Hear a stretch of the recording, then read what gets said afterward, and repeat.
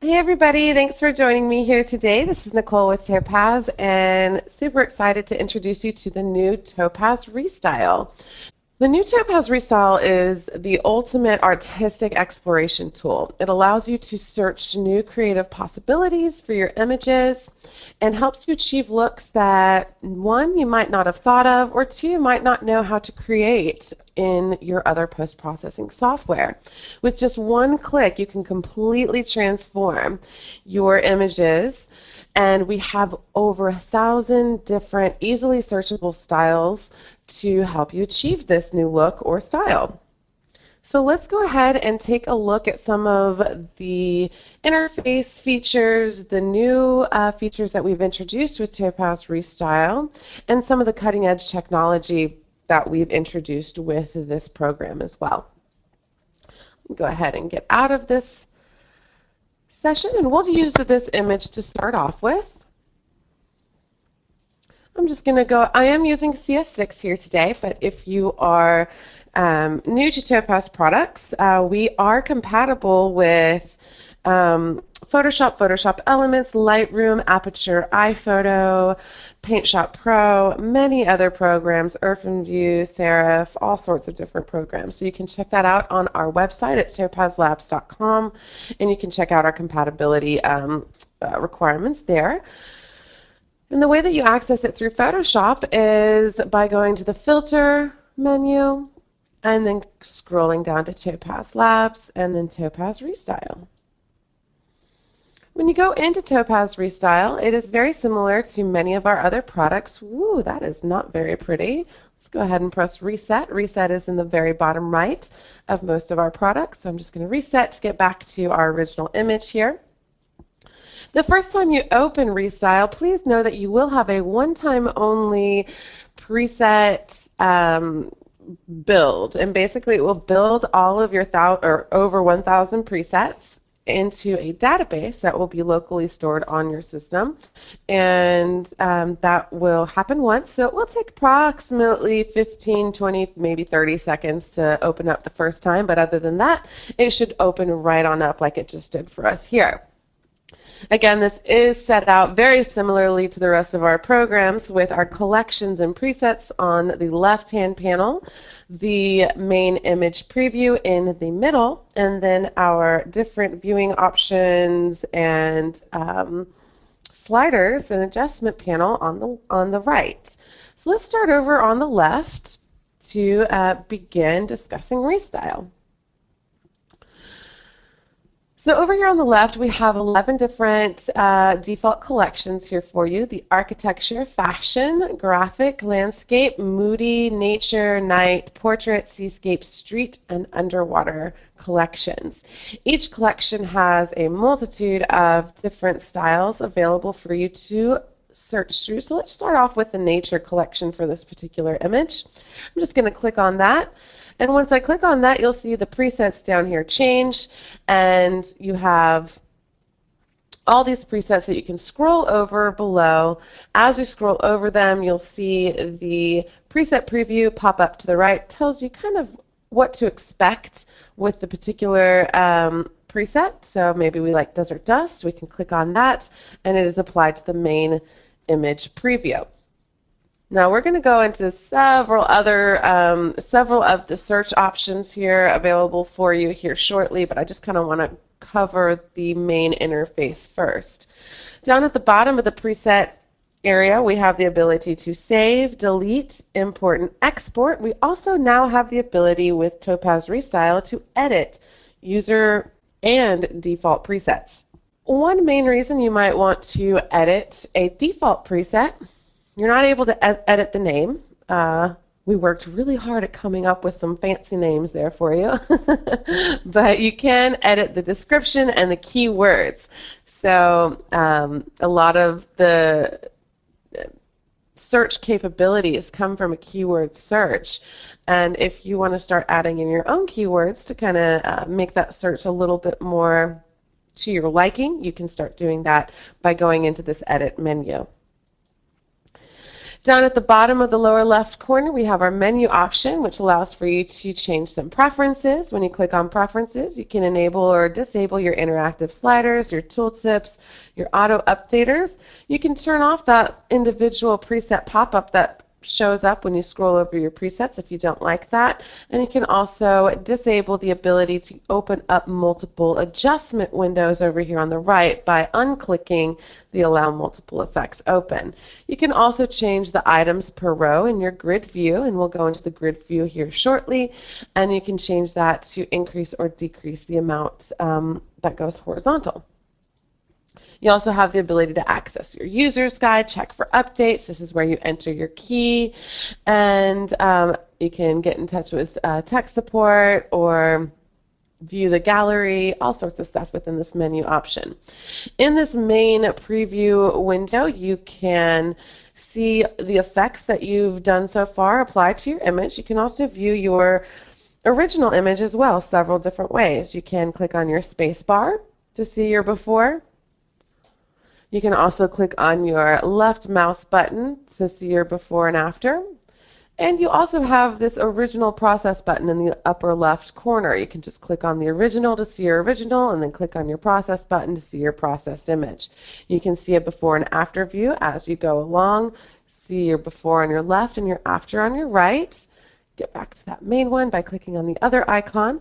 And then you also have these little arrow buttons that can get rid of the side panels as well. You can completely get rid of that to see your image isolated on its own without any sort of distraction. Over here on the right hand side, you can also change your background color. So let's say you're going into a gallery site that has a black background. It's probably best to be post-processing your image on a black background so you can really see how it's going to be displayed on the net. Also, you can just keep clicking and have several different types of backgrounds here for you. You also have your zoom tools, your fit button. The 1-to-1 first is going to get you to 100% view. As you click that, it'll just go right into 100% view. You can also click your fit button, which is right next to it. It'll fit into your main image screen or main preview window. And then you have the ability just to zoom in and zoom out of your image as well. We also have normal shortcut keys for our zoom in and zoom out. So you have Control or Command plus or minus, or just the plus or minus sign, or plus or minus keys. You can also take a look at all of our shortcut keys within the user guide, again, which you can access through the menu button. Over here on the right hand side, we have several different ways to view your image, or several different viewing options, I guess. You have your navigator view. Your navigator view view is going to let you see exactly, it's going to tell you what you're viewing in your main image. So as you scroll in or zoom in, you'll see the blue box start to get smaller in your navigator, and you can drag that around to wherever you want to look in your image. Your loop view, when you click on that, it will go to 100% in this upper right window, exactly where this dotted box is located. So if you want to see 100%, let's say over here on this pedal, you can drag to 100% there, 100% over here. So you can just see 100% wherever that box is located. Your mask view will show up whenever you have your mask menu open. We'll go into that shortly.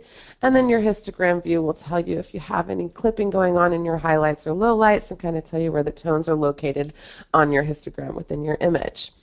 Below that, we have our adjustment module. So we have a ReStyle module and a basic module within this particular program. We'll go into that in just a moment. Then we have our undo, redo buttons down here at the lower left of this right-hand side, and our reset button, which I've already shown to you here already. So let's go back over to this left-hand side and discuss all of the styles available to you. Again, this program is all about opening up a whole new world of creative possibilities. It offers you all sorts of photographic effects that you might not have thought of, or again, just might not know how to create. You might have that vision, but you might not know how to create that within Photoshop or with whatever host program you might be using. So ReStyle lets you transform your images very quickly with one click into thousands of different creative and unique looks.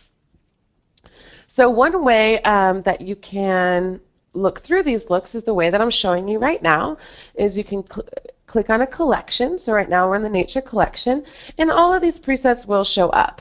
And as you scroll down, you can start to see these different preset possibilities or style possibilities as you scroll through these.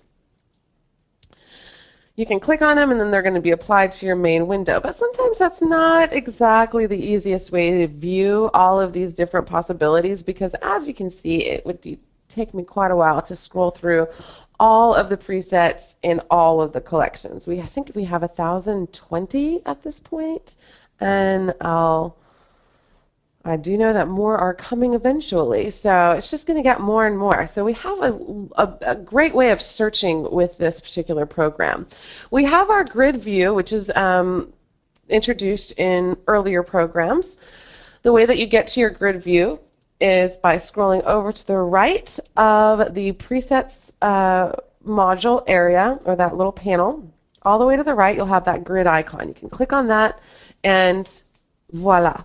You now have your grid view. Now this is the best way when you're just trying to kind of check out and see what's available in the program and see how these different styles look when applied to your particular image. So you can scroll up and down and just check it out and see what are some possibilities for you. Let's go ahead and check out a couple ways to actually narrow all these results down. And again, you can view by collection, or you can narrow it down by keyword. So let's say I want to find something that might be purple. I'm just going to type in purple and see what happens.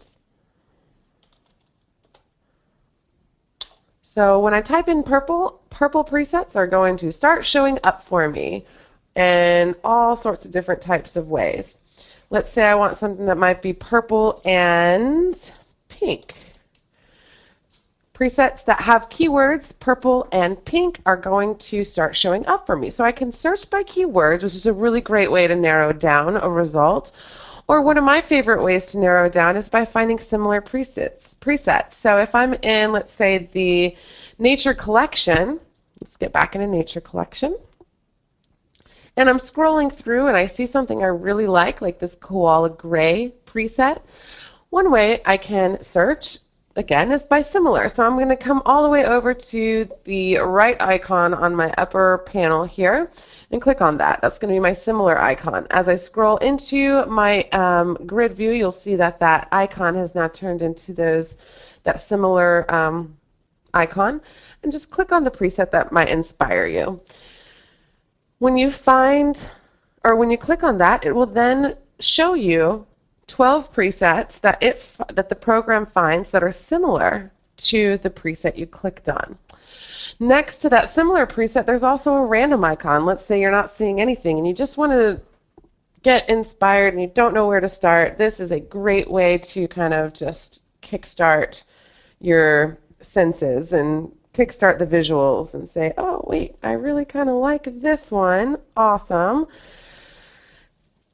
And then let's say you actually just get inspired by a color. So I kind of like this Pine Glades Shades preset, this green color at the very front. So to find more presets with that particular color being one of the dominant colors, I can click on that and it will start to show me presets that have that color, as you can see here, as the dominant color, or the dominant 1 or dominant 2 color. So that's really cool as well. And that will help you narrow down certain types of presets. I'm going to click on that one. And then maybe I want to click on a blue, a really bright blue. And all my blues will show up. So it really lets you organize, or at least lets you see different types of shades that you might be interested in. I'm going to go back to the nature collection. And there are several other ways of narrowing down as well. So let's say you're in your nature collection, just want to kind of mark the ones that you might want to take a look at a little bit later. You're narrowing it down. So as you scroll through these presets, anything that might catch your attention that you want to look at, you can click on this little camera icon. It's basically a new way to work with snapshots in this program. So just click on the little camera icon, anything that kind of catches your eye that you say, you know, I kind of like it. Let's see what they all look like together and which one I like the best. But I'm not quite sure because there's so many. I'm just going to keep going. Maybe I like that one. Kind of like that one. Kind of like that one. Now that I've scrolled through and marked a bunch, I want to see them all together, all the ones that I like. I can come up to this little folder icon that has the camera on the folder and click on that. And now I'm just viewing the 8 styles that I enjoyed looking at. And you can tell that by the blue cameras, because those are the blue ones. Now I can narrow it down and say, you know what, I really don't like this style, this elephant herd. I really don't like this koala gray as much as I thought I did. Really don't like this penguin party. I don't really like this golden puppies preset. And now that I unclicked those 4 presets or styles, I can re-click this folder and it will narrow it down even more. Very cool stuff. Then you have next to that your favorites folder. You can mark a favorite preset by clicking on the star icon next to the camera. Just click on it and you'll see it turn blue, and then go into your presets or your favorites folder and you'll see the ones that you have marked over your past sessions during the whole time you've had the program. The ones that you've marked as your favorites, you can see them here. So that is how you search for your favorites. You can also search your history of your particular session that you're in by clicking on this checkbox, and that is the history of the presets that you have actually applied in your session. So several different ways of searching, very cool stuff. I'm going to X out and show you that next to the presets word you have the similar icons. So you have your folder of favorites here that you can scroll into. You have your folder of snapshots that you've taken during your session. You have your history of the different things that you have applied during the session. And you also have an ability to search for the similar presets, a similar preset to the one that you are looking at right now. So let's say we have a fiery night preset and I want to find something similar. I just click on that little similar icon and all the similar ones will pop up here below. So not only can you search within your grid view, but also in this main view as well. And I don't like what's happening right now, so I'm going to change that. There we are. All right, so a lot of you might be asking, what are these 5 colors underneath these names? Was this something new to Topaz? Basically, this is a color style, and we are providing you the visual information of what the 5 dominant colors within that color style are. So within this Gable Green and Gandis preset, you see that these 5 colors are the dominant colors that are applied into this particular style.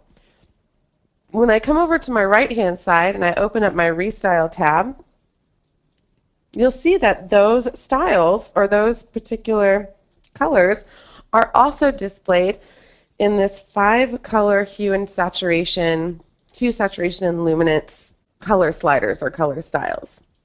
This is one of the main features within this program as well. It gives you the ability to enhance that selected style by changing that hue, saturation, and luminance of that particular dominant color.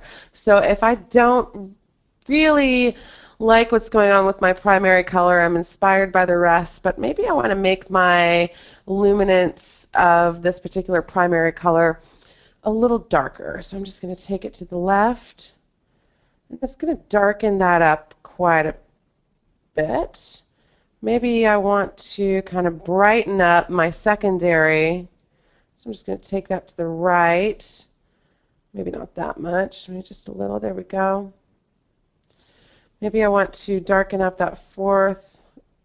Sometimes you'll see the area or the line, so you have to be careful with that. But especially with these smoother type of images or smoother gradients, you get the idea. You can come in and you can really manipulate that color style that you've chosen for your image.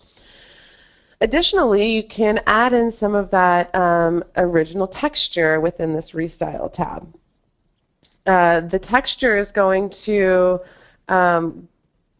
either bring back or diffuse some of the texture. So for this, you can just play around and kind of see what it will do. Let's go ahead and play around with this particular one by going 1 to 1 first and bringing back texture or getting rid of it. So you have, it's kind of a subtle thing for some images. Some images it's really obvious what you're doing with it. So it's kind of fun to play around with and see what you can do with that particular style. I'm going to press reset and find a style that I kind of actually want instead of this one that I just kind of settled on. Give me 1 second. And actually, instead of even finding one that I want to find one that I can really show off some of the next areas that I want to show you. So let's click on Desert Dust. Why not? Okay, here's before, here's after. On top of the ability to come in and change your hue, saturation, and luminance of these 5 dominant colors, you also have some other choices that you can make beyond just these colors. You can also change your blending modes, which is so cool within this program because it's really, if you get inspired by a color but you don't really like the luminance that's happening, or you get inspired by the luminosity of a style versus the actual color, you can come into your blending modes and work with that. The blending modes are going to be accessed through this icon, this little gradient icon where you can go normal, multiply, screen, overlay, soft light, hard light, luminosity, or color. So if I don't like this luminosity that's happening with this style, but I do like the color, I can come into my color, click on that, and now I have that available to me. Here's before, here's after. I've kept the original image luminosity, but applied the color of the style. You also have an opacity slider where you can bring back in some of that original image color or image luminosity, either way, and work with that so it doesn't have to be as strong as some of these styles start out as. So you do have that option as well. In our basic tab, we have a color area, which is going to allow you to change the temperature, tint, and saturation. So you can make the color more vivid or take it down, desaturate it a bit. We also have a tone area where you can change your black level, your midtones, and your white level. It's great for this particular program, especially for the more pastel or lighter type of color styles that might take away some of that original image contrast. So you might feel like you have lost some depth in your image. You can quickly bring that back by changing your black tones or your midtones, your white levels. One of my favorite things, though, is the detail area where you have your structure and sharpness. The structure is going to allow you to bring back the contrast of your larger image features. It's basically like a localized contrast slider. As you take this up, you'll see that things just start popping out where they weren't before. You can also diffuse the light as well by taking it down. So you can really make something quite soft or bring back some contrast into those styles that might take away some of that contrast. You also have a sharpness slider. So whenever you're working with your sharpness slider, be sure to look at it at 100% so you can actually see the sharpness increase or decrease. Lastly, we have our mask module. The mask module is going to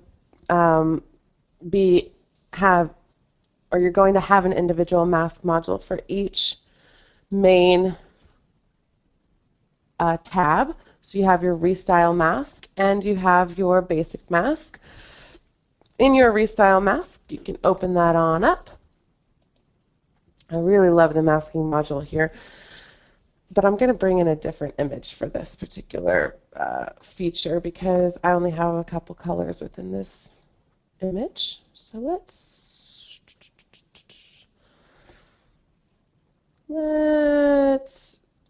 play around with this image. All right. So let's say I take this image in, and I really like the fog of the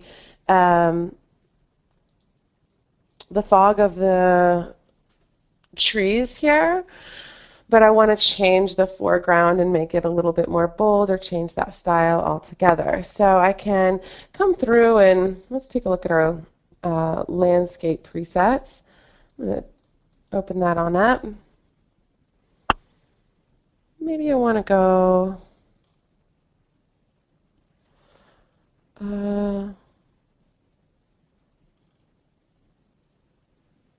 let's go for this seal brown and light blue. So let's say I really like this foreground, but you know, this bright white thing happening in the back, I really want to bring back in that original darker blue type of fog that's happening. So the way that I can do that easily is with masking. And we have several different masking tools within our module available to you.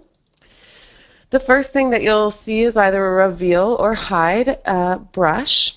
The reveal hide option basically allows you to choose which color you'd like to paint with. So when you're working with a white mask to start off with, usually you'll want to have your hide brush on. And if you're working with a black mask to start off with, you can easily invert it and actually hide your entire style. You'll want to start off with your reveal brush. Currently, I want to start off with a white mask, and I want to use my hide brush. We'll come over here to the right just to talk about the icons. You can easily undo and redo, invert, which I just showed you, or reset your masks. And you can also copy and paste your mask to a different masking module because we have, again, masking modules attached to each main tab area. So within the brush options, we have several different brushes for you to use. We have our normal brush, which is just what I like to call a dumb brush. It doesn't have any sort of smart technology behind it, but it is a nice brush. You can just brush it on and you'll see it's just a regular brush here. When you're in your edgeware brush, however, you do have a smart brush. It's going to detect the edges based upon color. So you can change your strength. Let's leave it at 1. My brush size, I'll take that down a little bit, maybe my hardness down. And I'm just going to brush just the blue back in, maybe a little bit into my tree here. I'm being really sloppy here. I would take more time with it. But you can see over here on the right that it's very edge aware, and you can really work with that very intricately. One of my new favorite things, though, is going to be the color aware brush. Basically uses the same technology as the edge aware brush, except you can just choose your color with an eyedropper and brush away that particular color without having to worry about staying in the edges or making sure the crosshairs of your brush are on the color you want to actually affect. So over here on the right, you can see as I brush that in exactly how edge aware that really is as well. You do have preset A and B, so you can have 2 different brushes that you work with during each session. And then you have a gradient tab or button here as well. You can click on the gradient button, and it'll bring up 3 different types of gradients for you to work with. Your linear gradient, which you can actually just, it works on a line. So you create that line, and it will have a gradient of masking wherever you create that line. So there I just took out the entire white, but I also affected the trees as well. So sometimes a more intricate one is necessary, but other times it's not necessary. You also have a radial gradient where you can create a circle gradient, as you can see right here.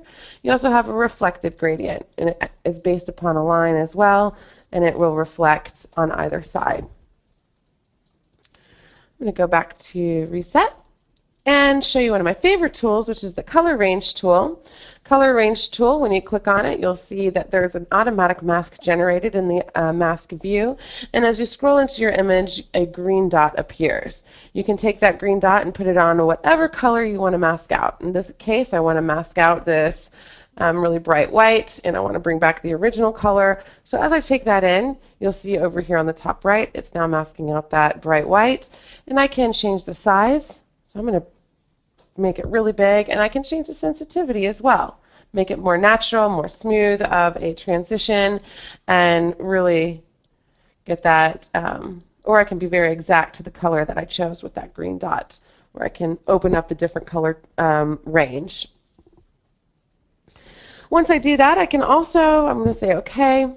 I can also go into my Smart Feather tool.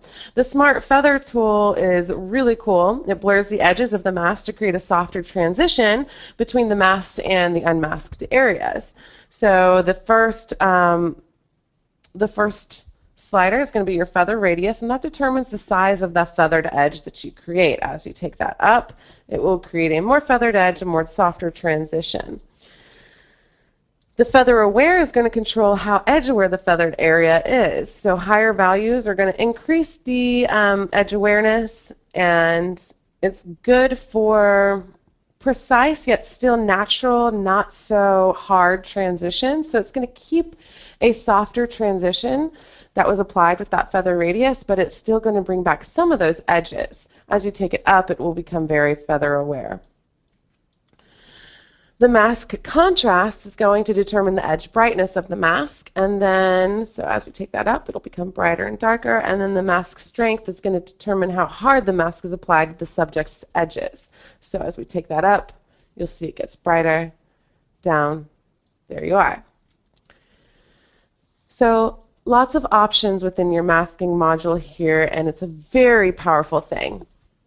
So let's say I do this. Let's go into our brush, and I think I'm going to use the Color Aware tool to grasp the color I want and just do a quick, there we are. Again, you can see how precise it is. For this particular subject of the fog, it might not be the best. So what I'm going to do is go into my Smart Feather, and I'm going to make that transition a little bit more natural, because as you can see, when it wasn't, you could see some of those edges be a little weird. So I'm going to take that up, get a little bit more natural of a transition. I'm going to say OK. And now I'm going to come into my basic module. Now let's say I've lost some of my contrast and I want to bring that back with my detail. I'm going to take my structure way up, and I say, you know, I really like that in my foreground, but not in the foggy area where I've done my mask already within the ReStyle tab. Well, if I open up my mask within the basic module, I don't have a mask there yet. Well, I can easily apply that ReStyle mask now by coming into this little icon all the way to the right and saying ReStyle. And now I've just applied in my basic module's masking area the same mask that is in my ReStyle's masking area. So that is a feature that we have integrated into the masking module within ReStyle. I'm very excited about it, actually. I'm going to take my structure just a little bit down. And let's see here. Let's talk about how these styles are created. This is something that's very different between other programs and this program. And it's something we're getting a lot of questions about, so I want to make sure you know kind of the technology and the development that has gone on behind the scenes here with all of these different styles. Basically, what we have done is we're using a mapping technology where we're mapping one image into another image, and we're using the image's tones to do that. So we have all of these styles have actually been created by importing an image or opening an image into this program and saving that particular image as a style. So this Byzantium ink, it actually came from an image that had more purple tones like this, more purple and buff tones. Pink plums it came from an image that had a lot of pink tones coming from it. So you can easily create your own styles by looking at it like that. So let's say I have an image that I really like. I want to take it in and create a style from it that I want to apply to my other night images. So I'm going to open this on up, and it's going to look crazy. Let me press reset. There we are. Maybe I actually want to make it more of a purple, or actually no, I don't want to do anything with it. I'm just going to look at it exactly like this and say, you know what, let's make a style. I am going to come over to my lower left-hand corner and press the plus button, which will pull up my Save Preset menu options. And I'm just going to say Test 3, created by Nichole. Description, awesome. Keywords, yay. And I'm going to save it in my actually I'll save it in my collection. I made a new collection called My Collection within this particular, within all of my collections. So I'm just going to say OK.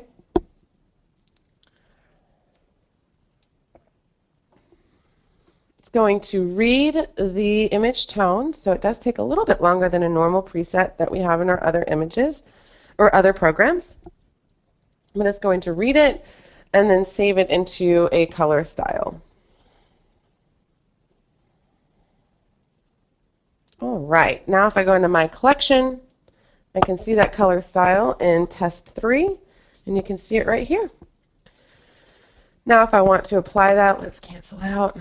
Let's open up another night image. Open. Let's go into some genre photography and night photography. I'll go into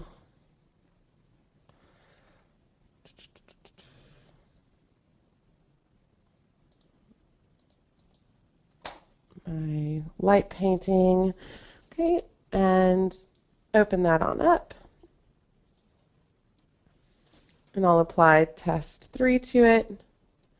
And now all of that really nice blue that came from that original style is now being applied and mapped into this new image. Here's before, here's after. So very cool way of working with different styles. You can create your own styles this way, and that is the technology that's going on behind it. With that, I will go ahead and turn this over to you. If you have any questions, go ahead and type it into your questions module now. I'll go ahead and announce the winner of Topaz ReStyle in about 15 minutes. But I hope this gives you a really good introduction into Topaz ReStyle and what this program is all about. You have the ability to just have a blast with this this program. It is not necessarily it's not a super serious program. It's all about creative possibility and giving you inspiration. And if you have an image that you take, if you're shooting a scene and you have a vision but you don't quite know how to get there, perhaps Topaz ReStyle can help you get there. If you are come to a point in your post-processing for a certain image and you just kind of aren't inspired anymore by the image, take it into ReStyle and see what you can actually do with it and see what you can really pull from it. It's a lot of fun to play with, and I hope you enjoy playing with it. Let me go ahead and answer some of the questions that are coming through right now. Ike says, what features make ReStyle a workflow program rather than another fine but occasional Topaz go-to? Great question, Ike. Everybody has their own workflow, definitely. So I can't sit there and say that this will make be your go-to workflow program. I know it's not going to be mine, to be honest with you guys. This doesn't have enough in it to become for me to be happy with just this program being my only program that I use in my workflow. I will have other programs and other adjustments going along with this program. This is not necessarily meant to be a normal workflow program. This is something to inspire you. We've created over 1,000 of these styles to kind of give you all these different possibilities within one program where you can open it up and say, wow, I had no idea I could go all these different directions with this particular image. And that's really the idea behind it, not necessarily this is the program you should always turn to for working with images. Now, that's just my take on it. Some people might use this as their always go-to program because you can open it up and you can see every single time where you might want to go with it. So with this particular night collection, this particular image, you can always take in things and say, you know what, I really like this hot pink drama. I'm going to click on it. Done. And you're there. So it really is just the way you want to work with it. For me, it's not going to be the only program I use within my workflow, and it will be something that I do use quite a bit, but not as my main imaging workflow. John says, using FX Lab, where would this come in the workflow? This would come in the as far as the Topaz workflow goes, it would come within the photo effects tier of our programs. So within the first tier of programs, you have the more corrective tier, corrective programs such as denoise, djpeg, and focus. Things that are going to enhance the actual quality of the original image. So if you have a noisy night image, you can take it into denoise first. Then you take it into more of your photo effects tier. That's going to be things like adjust or black and white effects or this program or clarity, something that is going to enhance your image to kind of make it the vision that you want it to be, to actually get the effect and the feeling you want within your image. You can use those types of programs.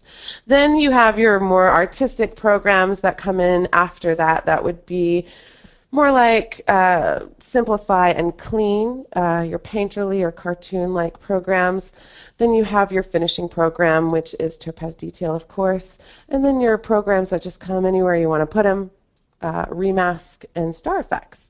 So I would say it comes when you're actually creating the tone and colors that you are wanting within your image and your vision. That's where it's placed within your workflow.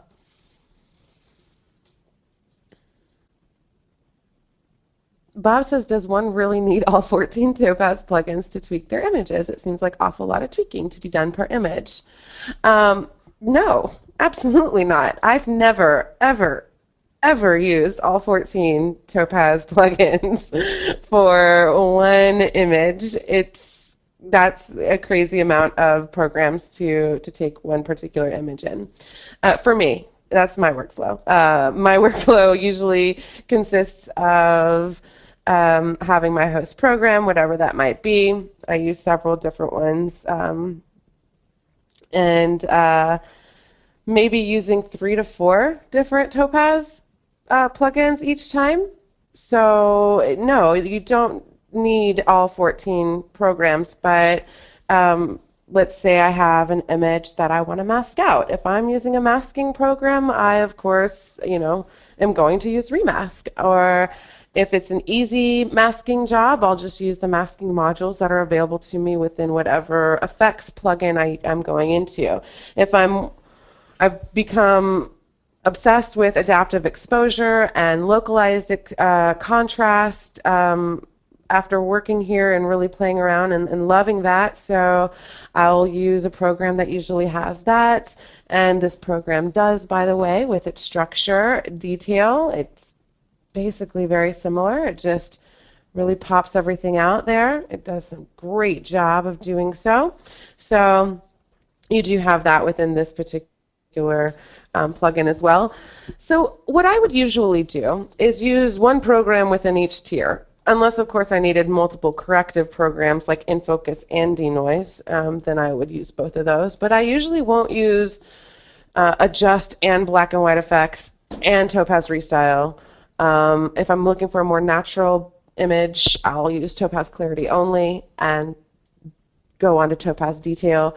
If I'm looking for something that has a lot of artistic quality, I'm going to start to use this program because just the explorative type of possibilities within this program alone make it so much fun to work with and play with. So no, you do not have to use all 14 plugins. They're just available for you. Joy says, is there a way to always open to the original image rather than the last used settings? Joy, there is not. The reason that we have set the default to open up to the last use settings is because of we want to make it smart filter friendly, smart filter and actions friendly. So you can, within Photoshop Actions or using the Photoshop Smart Filter feature or Smart Object feature, you can reopen and it will remember your settings. So there is a reason that we have that. I know for some people it is annoying at times if they never use those features, but for those of us that have a set of images we want to apply the exact same settings to, you know, being able to go through Photoshop Actions and do so is you know, it's necessary. So it's something that is why we have that there, just if you were wondering. Jillian says, please could you show how it works with people? Sure, Jillian. It works the same way. Let's see here. I think I pulled up an image earlier. Yeah, here we go. This is already kind of a heavily styled image, but I think you'll get the idea. You can come, I'm going to press reset here. You can come into portrait or fashion, and those are going to be your best bets as to finding presets that work well with skin tone, because again, these styles were created from portrait or fashion images. So you can quickly come in, find something that you really like, and it works the same. I would say that with portrait or fashion images, you will be masking the most from those types of images, trying to mask out your skin tone that might be taking on a green or yellow or some kind of hue you might not like. So that masking module is definitely going to come into play when it comes to your portrait images. Jess says, what are the green and red dots for on the presets? Great question. I keep forgetting to go over that. Basically what it means is whether or not that preset preview has processed. Once it processes during a session, it will not process again. And when you scroll over these, let's scroll quickly. Ready? We're going quick, going quick, going quick. Sometimes, actually, it actually did really good there. Sometimes it doesn't process. There we go. So it tells me that all of these are already processed, but this one on the edge, even though I scrolled over it, I was going so fast that it didn't quite finish processing, so I'll just need to go slower on it. And that's all it means, is that when you first scroll over it, you'll see it's red for just a second before it turns green. And it's just telling you, oh, I'm processed, now you can view me type of thing. Hope that makes sense. Richard says, regarding the copy-paste button on the mask panel, can you copy-paste masks between Topaz modules that have new masking capability? Great question, Richard, and no, not currently. However, this is something that we will have eventually. So that is something that is definitely going to be there, but it's just not yet. Barbara says, how did you choose the color in the color aware brush? Great question. So let's say I want to bring back her original skin tone, even though I think it'll look crazy with it in this particular preset. So let's find something that maybe okay, here we go. So let's say I want to bring back her original skin tone because it looks cuckoo yellow right here. Way that I can do that is mask it out. Let's use the color aware. So I'm going to open up that color style masking module, and I'm going to click on my color aware brush. And all I have to do is come to my little eyedropper icon to the right of the color aware words, click on that. Once I click on that and scroll into my image, you'll see that the mouse has actually turned into an eyedropper. I can click on the color that I want to mask out, which is going to be her skin. So I'm just going to click right there, and then my brush appears, and I can just mask that out.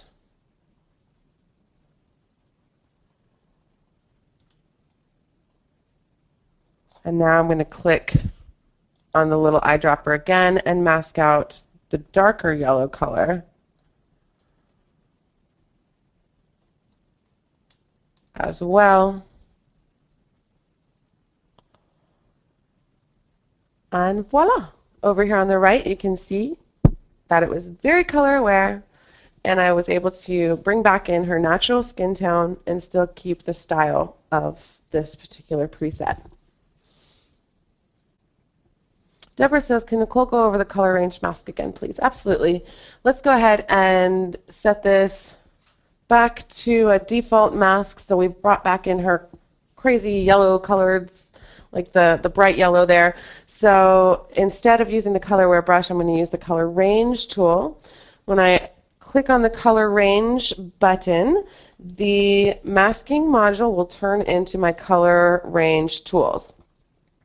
And I scroll into my image, the green dot will appear, and I can take that green dot and move it wherever I want. I'm going to move it to her cheek right now.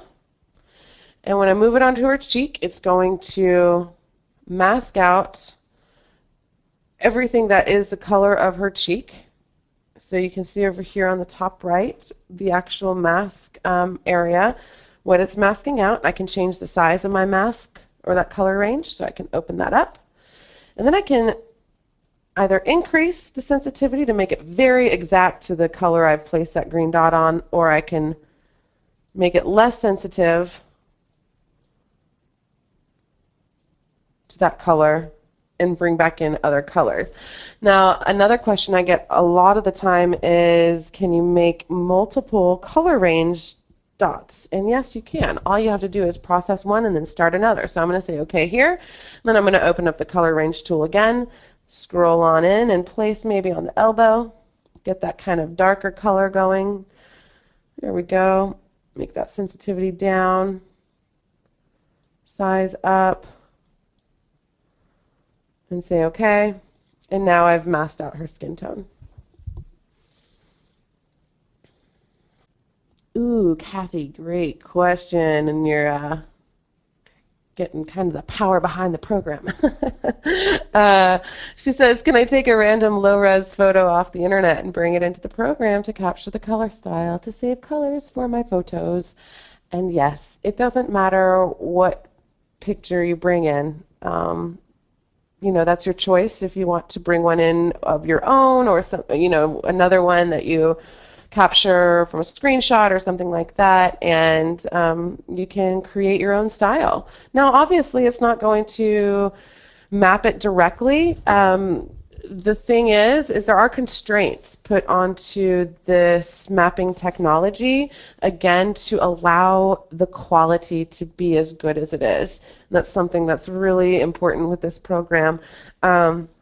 So you might see some tones that weren't in whatever image you bring in your image, because it's the original the original tone in your image stays there a little bit. If it's of certain colors, it will have constraints on it. But yes, you are able to do that, Kathy.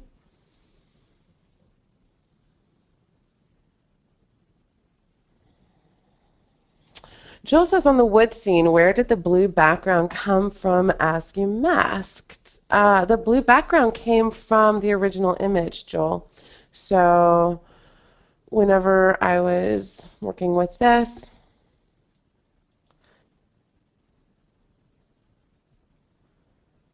oops, let's reset.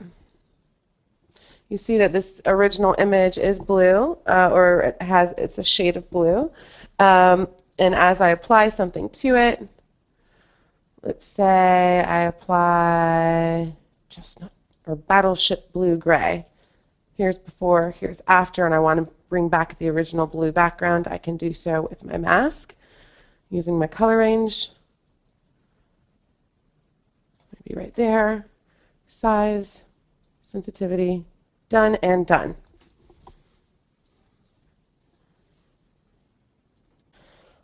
Walt says, if the color bar is depicting the dominant colors of a preset, why are the widths of some of the colors different from one another and from one preset to another? Great question.